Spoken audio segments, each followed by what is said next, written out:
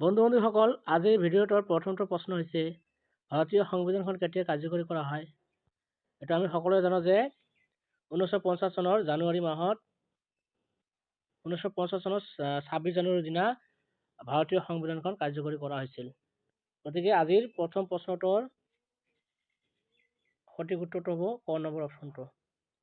1950 চনৰ জানুৱাৰী মাহত ভাৰতীয় সংবিধানখন কাৰ্যকৰী কৰা হৈছিল। 2 নম্বৰ প্ৰশ্নটো হৈছে ব্ৰিটিছ চৰকাৰে ভাৰত পৰিষদ আইন কেতিয়া গ্ৰহণ কৰে? ব্ৰিটিছ চৰকাৰে ভাৰত পৰিষদ আইনখন কেতিয়া গ্ৰহণ কৰিছিল? এইখন গ্ৰহণ কৰা হৈছিল 1861 চনত। গতিকে 2 নম্বৰ প্ৰশ্নৰ গ নম্বৰ অপশ্যনটো হ'ব সঠিক উত্তৰ। 1861 চনত ব্ৰিটিছ চৰকাৰে ভাৰত পৰিষদ আইন গ্ৰহণ কৰে। 3 নম্বৰ প্ৰশ্নটো সদা হৈছে ভাৰত পৰিষদ আইন কেতিয়া গৃহীত কৰা হয়? ভাৰত পৰিষদ আইনখন গৃহীত কৰা হৈছিল 1892 চনত। 3 নম্বৰৰ খ নম্বৰ অপশ্যনটো হ'ব ইয়াৰ সঠিক উত্তৰ। 1892 চনত ভাৰত পৰিষদ আইন গৃহীত কৰা হৈছিল। 4 নম্বৰ প্ৰশ্নটো হৈছে ভাৰত চৰকাৰ আইনক আৰু কি নামেৰে জনা যায়? ভাৰত চৰকাৰ আইনক আৰু মৰলে মিণ্টো সংস্কাৰ আইন নামেৰে জনা যায়। গতিকে 4 নম্বৰ প্ৰশ্নৰ ক নম্বৰ অপশ্যনটো হ'ব সঠিক উত্তৰ। 5 নম্বৰ প্ৰশ্নটোত কোৱা হৈছে ভাৰত চৰকাৰ আইন কেতিয়া গৃহীত হৈছিল? ভাৰত চৰকাৰ আইনখন গৃহীত হৈছিল 1909 চনত। গতিকে 5 নম্বৰৰ সঠিক উত্তৰ হ'ব ক নম্বৰ অপশ্যনটো। 1909 চনত ভাৰত চৰকাৰ আইন গৃহীত হৈছিল। 6 নম্বৰ প্ৰশ্নত কোৱা হৈছে ভাৰত চৰকাৰ আইন অনুসৰি যুক্তৰাষ্ট্ৰীয় শাসন ব্যৱস্থা কেতিয়া প্ৰৱৰ্তন কৰা হয়? ভাৰত চৰকাৰ আইন অনুসৰি যুক্তৰাষ্ট্ৰীয় শাসন ব্যৱস্থা 1935 চনত প্ৰৱৰ্তন কৰা হৈছিল। গতিকে 6 নম্বৰ প্ৰশ্নৰ খ নম্বৰ অপশ্যনটো হ'ব সঠিক উত্তৰ। 7 নম্বৰ প্ৰশ্নটো হৈছে 1922 চনত কোনে ভাৰতীয়সকলে নিজে ৰচনা কৰা এখন সংবিধানৰ দাবী কৰিছিল? 1922 চনত মহাত্মা গান্ধীয়ে ভাৰতীয়সকলে নিজে দাবী কৰা এখন সংবিধানৰ দাবী কৰিছিল। গতিকে 7 নম্বৰৰ ক নম্বৰ অপশ্যনটো হ'ব ইয়াৰ সঠিক উত্তৰ। 8 নম্বৰ প্ৰশ্নত কোৱা হৈছে কিমান চনত ছাৰ জন চাইমনৰ নেতৃত্বত চাইমন কমিছন গঠন হৈছিল? কিমান চনত ছাৰ জন চাইমনৰ নেতৃত্বত চাইমন কমিছন গঠন হৈছিল? এইটো হ'ব 1927 চনত। 1927 চনত ছাৰ জন চাইমনৰ নেতৃত্বত চাইমন কমিছন গঠন হৈছিল। 9 নম্বৰ প্ৰশ্নত কোৱা হৈছে মতিলাল নেহৰুৰ সভাপতিত্বত কেতিয়া নেহৰু প্ৰতিবেদন প্ৰকাশ পাইছিল? 1928 চনত। 1928 চনত নেহৰু প্ৰতিবেদন প্ৰকাশ পাইছিল। 10 নম্বৰ প্ৰশ্নত কোৱা হৈছে ভাৰত চৰকাৰ আইন কেতিয়া গ্ৰহণ কৰা হয়? ভাৰত চৰকাৰ আইন 1935 চনত গ্ৰহণ কৰা হৈছিল।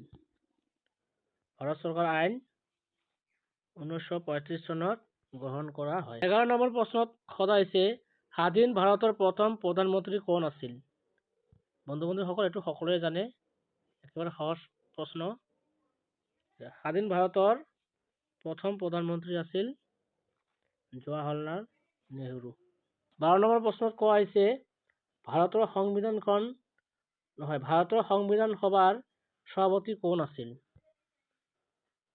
এইটো আমি সকলোৱে জানো যে ডক্টৰ ৰাজেন্দ্ৰ প্ৰসাদ ভাৰতৰ সংবিধান সভাৰ সভাপতি আছিল। 13 নম্বৰ প্ৰশ্নত সদা হৈছে বন্ধু-বান্ধৱীসকল 1947 চনৰ 29 আগষ্ট তাৰিখে কাক সভাপতি ৰূপে লৈ 6 জন সদস্যৰ সৈতে খচৰা কমিটি গঠন কৰা হয়? 1947 চনৰ 29 আগষ্ট তাৰিখে কাক সভাপতি ৰূপে লৈ 6 জন সদস্যৰ সৈতে খচৰা কমিটি গঠন কৰা হৈছিল? এইটো হ'ব doctor B R. Ambedkar. Doctor B R. আম্বেদকাৰক 1947 চনৰ 29 আগষ্ট তাৰিখে সভাপতি ৰূপে লৈ 6জন সদস্যৰ সৈতে খচৰা কমিটি গঠন কৰা হয়। 14 নম্বৰ প্ৰশ্নত কোৱা হৈছে ভাৰতীয় সংবিধানখন ৰচনা কৰোঁতে কিমান সময় লাগিছিল? গুৰুত্বপূৰ্ণ প্ৰশ্ন। ভাৰতীয় সংবিধানখন ৰচনা কৰোঁতে কিমান সময় লাগিছিল? 2 বছৰ 11 মাহ 18 দিন সময় লাগিছিল ভাৰতীয় সংবিধানখন ৰচনা কৰোঁতে। 15 নম্বৰ প্ৰশ্নত কোৱা হৈছে কেতিয়াৰ পৰা ভাৰতৰ সদস্য নিৰ্বাচন প্ৰক্ৰিয়া আৰম্ভ হয়? এইটো হ'ব 1992 চনৰ পৰা। 1992 চনৰ পৰা ভাৰতৰ সদস্য নিৰ্বাচন প্ৰক্ৰিয়া আৰম্ভ হয়। 16 নম্বৰ প্ৰশ্নত কোৱা হৈছে বন্ধু-বান্ধৱীসকল কেতিয়াৰ পৰা ভাৰতৰ শাসনভাৰ ব্ৰিটিছ চৰকাৰৰ হাতলৈ আহে? 1858 চনত ভাৰতৰ শাসনভাৰ ব্ৰিটিছ চৰকাৰৰ হাতলৈ যায়। 17 নম্বৰ প্ৰশ্নত কোৱা হৈছে বন্ধু-বান্ধৱীসকল ভাৰতীয় সংবিধান প্ৰস্তুত কৰাৰ সময়ত সংসদীয় গণতন্ত্ৰৰ ধাৰণাটো কোনখন দেশৰ পৰা লোৱা হৈছে? গুৰুত্বপূৰ্ণ প্ৰশ্ন হয়। ভাৰতীয় সংবিধানখন প্ৰস্তুত কৰাৰ সময়ত সংসদীয় গণতন্ত্ৰৰ ধাৰণা ব্ৰিটিছ সংবিধানৰ পৰা লোৱা হৈছিল। ভাৰতীয় সংবিধান প্ৰস্তুত কৰাৰ সময়ত সংসদীয় গণতন্ত্ৰৰ ধাৰণাটো ব্ৰিটিছ দেশৰ পৰা লোৱা হৈছিল। 18 নম্বৰ প্ৰশ্নত কোৱা হৈছে কোন দেশৰ সংবিধানৰ আৰ্হিত আমাৰ সংবিধানত ৰাষ্ট্ৰৰ নিৰ্দেশাত্মক নীতি অন্তৰ্ভুক্ত কৰা হৈছে? আয়াৰলেণ্ডৰ সংবিধানৰ আৰ্হিত আমাৰ সংবিধানত ৰাষ্ট্ৰৰ নিৰ্দেশাত্মক নীতি অন্তৰ্ভুক্ত কৰা হৈছে। 19 নম্বৰ প্ৰশ্নত কোৱা হৈছে আমাৰ দেশৰ মৌলিক অধিকাৰৰ ধাৰণাটো কোনখন দেশৰ পৰা লোৱা হৈছে? এইটো হ'ব মাৰ্কিন যুক্তৰাষ্ট্ৰ। মাৰ্কিন যুক্তৰাষ্ট্ৰৰ পৰা আমাৰ দেশৰ মৌলিক অধিকাৰৰ ধাৰণাটো লোৱা হৈছে। 20 নম্বৰ প্ৰশ্নত কোৱা হৈছে ভাৰতৰ সংবিধান সভাৰ খচৰা কমিটিৰ অসমৰ কোনগৰাকী ব্যক্তি সদস্য আছিল? সৈয়দ মহম্মদ ছাদুল্লাহ আছিল ভাৰতৰ সংবিধান সভাৰ খচৰা কমিটিৰ অসমৰ সদস্য। 21 নম্বৰ প্ৰশ্নত কোৱা হৈছে ভাৰতীয় সংবিধানৰ প্ৰস্তাৱনাত 1977 চনৰ সংবিধানৰ কিমানতম সংশোধনীৰ দ্বাৰা সমাজবাদ আৰু ধৰ্মনিৰপেক্ষ আদৰ্শ সংযোজন কৰা হৈছিল? এইটোৰ সঠিক উত্তৰ হ'ব বন্ধু-বান্ধৱীসকল ভাৰতীয় সংবিধানৰ প্ৰস্তাৱনাত 1977 চনৰ সংবিধানৰ 42তম সংশোধনীৰ দ্বাৰা সমাজবাদ আৰু ধৰ্মনিৰপেক্ষ আদৰ্শ সংযোজন কৰা হৈছিল। গতিকে 21 নম্বৰ প্ৰশ্নৰ ক নম্বৰ অপচনটো হ'ব সঠিক উত্তৰ। 22 নম্বৰ প্ৰশ্নত কোৱা হৈছে তলত দিয়া কোনখন দেশৰ সংবিধান দীৰ্ঘতম? ভাৰতৰ সংবিধানখন কি দীৰ্ঘতম? গতিকে 22 নম্বৰ প্ৰশ্নৰ ক নম্বৰ অপচনটো হ'ব সঠিক উত্তৰ। 23 নম্বৰ প্ৰশ্নত কোৱা হৈছে ভাৰতীয় সংবিধানত কিমানটা অনুচ্ছেদ আছে? ভাৰতীয় সংবিধানত কিমানটা অনুচ্ছেদ আছে? ইয়াৰ সঠিক উত্তৰ হ'ব 395টা। 395টা অনুচ্ছেদ আছে। ভাৰতীয় সংবিধানত 395টা অনুচ্ছেদ আছে। গতিকে 23 নম্বৰ প্ৰশ্নৰ গ নম্বৰ অপচনটো হ'ব সঠিক উত্তৰ। 24 নম্বৰ প্ৰশ্নত কোৱা হৈছে ভাৰতীয় সংবিধানৰ অধ্যায় কিমানটা? ভাৰতীয় সংবিধানৰ অধ্যায় হ'ব 22টা। ভাৰতীয় সংবিধানৰ অধ্যায় 22টা। গতিকে 24 নম্বৰ প্ৰশ্নৰ ক নম্বৰ অপচনটো হ'ব সঠিক উত্তৰ। 25 নম্বৰ প্ৰশ্নত কোৱা হৈছে কিহক ভাৰতীয় সংবিধানৰ আত্মা হৈছে এইটো আত্মা হ'ব। কিহক ভাৰতীয় সংবিধানৰ আত্মা স্বৰূপ আৰু সংবিধানৰ চাবিকাঠি বুলি কোৱা হৈছে? ইয়াৰ সঠিক উত্তৰটো হ'ব প্ৰস্তাৱনা। প্ৰস্তাৱনা ভাৰতীয় সংবিধানৰ আত্মা স্বৰূপ আৰু সংবিধানৰ চাবিকাঠি বুলি কোৱা হৈছে।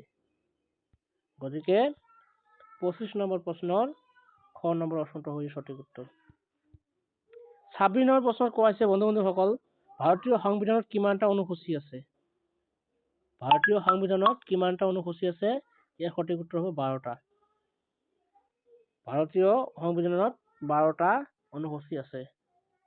গতিকে 26 নম্বৰ প্ৰশ্নৰ ক নম্বৰ অপচনটো হ'ব সঠিক উত্তৰ। 27 নম্বৰ প্ৰশ্নত কোৱা হৈছে বন্ধু-বান্ধৱীসকল সংবিধানৰ 42তম সংশোধনৰ যোগেদি সংবিধানৰ প্ৰস্তাৱনাত কোনটো শব্দ সংযোগ কৰা হৈছে? সংবিধানৰ 42তম সংশোধনৰ যোগেদি সংবিধানৰ প্ৰস্তাৱনাত সমাজবাদ শব্দ সংযোগ কৰা হৈছে।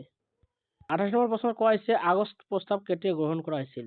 বা আগষ্ট প্ৰস্তাৱ কেতিয়া কৰা হৈছিল? এইটোৰ সঠিক উত্তৰ হ'ব 1940 চনত। 1940 চনত আগষ্ট প্ৰস্তাৱ কৰা হৈছিল। 29 নম্বৰ প্ৰশ্নত কোৱা হৈছে কেবিনেট মিছন কেতিয়া ভাৰতলৈ আহিছিল? কেবিনেট মিছন ভাৰতলৈ আহিছিল 1946 চনত। 1946 চনত কেবিনেট মিছন ভাৰতলৈ আহিছিল। 30 নম্বৰ প্ৰশ্নত কোৱা হৈছে ভাৰতীয় সংবিধানৰ খচৰাখন কেতিয়া প্ৰকাশ পাইছিল? ভাৰতীয় সংবিধানৰ খচৰাখন কেতিয়া প্ৰকাশ পাইছিল? ইয়াৰ সঠিক উত্তৰটো হ'ব 1948 চনত। 1948 চনত ভাৰতীয় সংবিধানৰ খচৰাখন প্ৰকাশ পাইছিল। গতিকে 30 নম্বৰ প্ৰশ্নৰ সঠিক উত্তৰ হ'ব ক নম্বৰ অপশ্যনটো 1948 চনত। 31 নম্বৰ প্ৰশ্নত কোৱা হৈছে বন্ধু বান্ধৱীসকল সংবিধান সভাৰ সভাপতি ডক্টৰ ৰাজেন্দ্ৰ প্ৰসাদে খচৰা সংবিধানখনত কেতিয়া স্বাক্ষৰ কৰিছিল? এইটো হ'ব 1949 চনৰ 26 নৱেম্বৰত। 1949 চনৰ 26 নৱেম্বৰত সংবিধান সভাৰ সভাপতি ডক্টৰ ৰাজেন্দ্ৰ প্ৰসাদে খচৰা সংবিধানখনত স্বাক্ষৰ কৰিছিল। গতিকে 31 নম্বৰ প্ৰশ্নৰ ক নম্বৰ অপশ্যনটো হ'ব ইয়াৰ সঠিক উত্তৰ। বন্ধু বান্ধৱীসকল আজিৰ ভিডিঅ'ৰ শেষৰ প্ৰশ্নটো হৈছে সংবিধানৰ খচৰাৰ ওপৰত জনসাধাৰণৰ মতামত ব্যক্ত কৰিবৰ বাবে কিমান সময় দিয়া হৈছিল?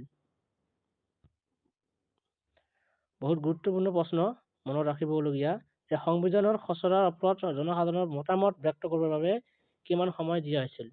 ইয়াৰ সঠিক উত্তৰটো হ'ব খ নম্বৰ অপশ্যনটো 8 মাহ। 8 মাহ সময় দিয়া হৈছিল। খ নম্বৰ অপশ্যনটো হ'ব ইয়াৰ সঠিক উত্তৰ। যে সংবিধানৰ খচৰাৰ ওপৰত জনসাধাৰণৰ মতামত ব্যক্ত কৰিবৰ বাবে 8 মাহ সময় দিয়া হৈছিল। গতিকে 32 নম্বৰ প্ৰশ্নৰ খ নম্বৰ অপশ্যনটো হ'ব ইয়াৰ সঠিক উত্তৰ। বন্ধু বান্ধৱীসকল এইটোৱে আছিল আজিৰ ভিডিঅ'টোৰ শেষৰ প্ৰশ্ন। ভিডিঅ'টো চাই কেনেকুৱা লাগিল তোমালোকে কমেণ্ট বক্সত কমেণ্ট কৰি জনাবা। লগতে পাৰিলে মোৰ এই ভিডিঅ'টো যিমান পাৰে লাইক আৰু শ্বেয়াৰ কৰি দিবা। ধন্যবাদ থাকিল বন্ধু বান্ধৱীসকল।